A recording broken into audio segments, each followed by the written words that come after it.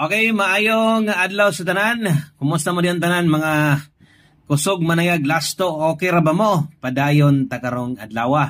November 18, so adlawng Martes na sadta og syempre ang atong naandan dre ang pag-share sa inyo lasto.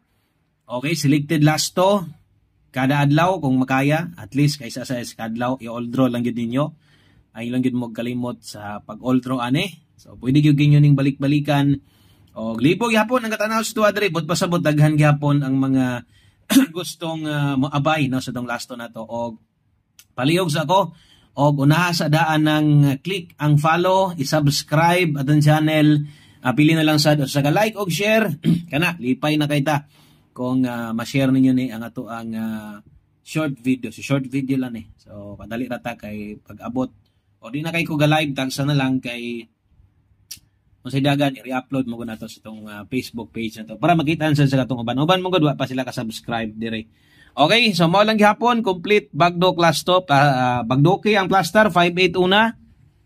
Sundan ay 69. Ang ikatulo to 5. Unya, ang ulahi, muna ikaupat. So bali-bali lang yun. No, ang ulahi na to, ikaupat o ulahi, 05. Bali lang sad pod og 50. Kana lang 05695825. Daghang salamat. God bless, good luck.